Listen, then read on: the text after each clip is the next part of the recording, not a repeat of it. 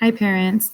Tonight I talked with your students about an assignment that we're going to be getting tomorrow night, and you may have noticed it on their homework assignment sheet. It's a digital assignment, and it's going to be accessed through Google Classroom. So they are pretty familiar with Google Classroom, but there are several steps that they need to remember once they get home. And we're going to practice tomorrow with the specific assignment, but I thought I'd make a video so that if there's any confusion or they forget one of the steps, that they can go back to this video and you can watch it together so they remember what to do. So we have been doing a lot of practice, and that's maybe why you haven't noticed so many papers coming home this year. We've been doing a lot of digital work this year. I try to do some each day so that they can get used to it. So you never know what would happen if we would end up going virtual or partially virtual. I want them to be prepared.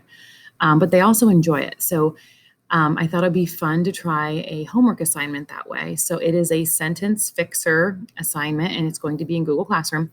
I told them the best tools to access Google Classroom from are either a desktop, a laptop, or a Chromebook.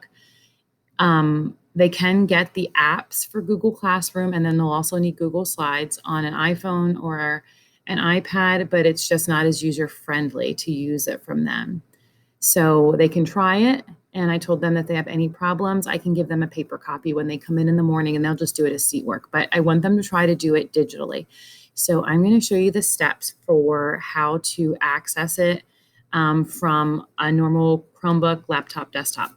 So I explained to them that if they get on a parent's computer, their parent might automatically be signed in like I am right here. So all that they will have to do is click on the Google account that's signed in. Maybe it'll be your picture or your initials. And then they just have to click the plus sign down here in order to add themselves. So they'll click on it, they'll type their name, pick an icon, and then when they hit next, it'll prompt them for their email address and then their password, which they should have on their login card that I sent home over the summer. Once they're in, they need to click on Google Classroom, and they can get there a few ways. So at the bottom, you'll notice on my screen, I have a Google Classroom icon.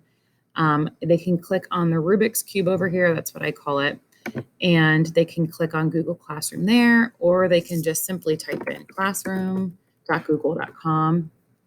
And once they're signed into their account, this will come up. So if they're not signed into their Google account, it's not going to let them see our classroom. They have to be signed into their account. So then they'll click on My Classroom. And we've been working on the differences between the stream and the classwork. So in the stream, at the first couple days of school, I asked them some questions that they had to practice responding to, but the majority of our work has been up here in the classwork tab.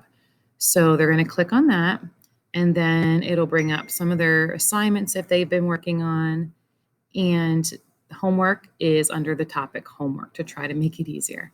So they're going to click on their assignment name. It's Wednesday, 9/23 sentence fixers.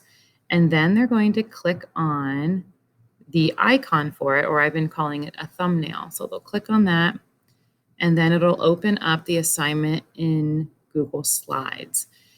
So that's why we also need the Google Slides app if you're going to access it on a phone or a tablet or an iPad. So once they're in Google Slides, they do not want to put it in Present. Present allows it to be large on the screen, but they can't type or edit it while it's in Present mode. So the best thing to do is read the directions and then just zoom in a little bit so they can see it better once they're working on it. So I put some directions off here in the margins. It says double click inside each red text box to type the sentence correctly. There are 2 lines, but you should only need 1 line because they're typing. Usually they need 2 lines if they're writing it by hand, but when they're typing it, they should only need the 1 line. So there'll be an empty space or an empty line under each number. And number 1's been done as an example. And number 1 was, are you going to the football game? So when I typed it as an example, I had to capitalize the A, I had to spell going correctly, and I needed to add my ending mark. And don't be afraid to help them if they're having some trouble with maybe one of the words, how they're spelled. So when it's time to type, you can see the first text box is up here by their name. I'm just going to click on this little magnifying glass and probably zoom in. We'll try 100%. So even though I can't see my directions and everything, once I've already read them, I should be good to go. So then they need to double click in the red text box, and then they can start typing their name. No, they're not going to type my name. They're going to type their name. I'm going to take that out so that doesn't show up on their assignment. But they're going to do that with each one. And like I said, they should be able to fit their typing just in the one red text box. They shouldn't need the second one. So they're going to retype it correctly, making sure they're checking for COPS, capitalization, organization, punctuation, and spelling, because that's what we're working on right now in writing. We're reviewing those, the parts of that acronym. So tomorrow in class, we are going to actually work on number 2 together so that they have that experience working in Google Slides with that and how to click in these particular text boxes. And then their homework assignment is going to be for 3, 4, and 5. So once they're done, it should save automatically. Usually I give it like a second or two, and it should save automatically. Then I can hit the X, and then they're going to go back in their assignment. And typically it says view assignment here. So they'll click on view assignment, and then there should be a prompt for them to turn it in. So once they click on that, and so when I click on it, it looks a little different than what they're going to see. So that's why I'm not clicking on it.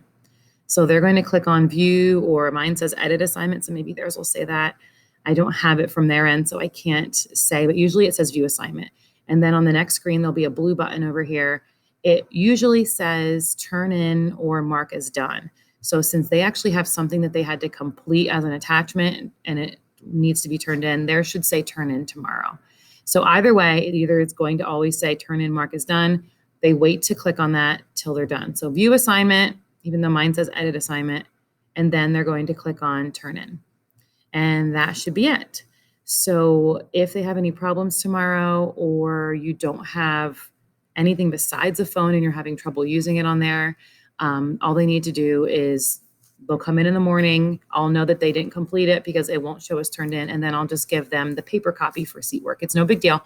It's just to help them continue to get that extra practice with Google Classroom, Google Slides, and digital homework, because I know that they enjoy doing it. And I'm hoping that they'll enjoy homework by practicing that at home. So don't be afraid to refer to this video, watch it with them, send me a message in class tag if you're having any trouble, but don't get worked up about it if you can't access it because you don't have a desktop, a laptop, or a Chromebook. If you're having too much trouble on an iPad or tablet, don't get worked up about it. They just have to come in the morning and do the paper copy. It's no big deal, just to get that extra practice. So I hope they have fun with it, and have a good night. Bye.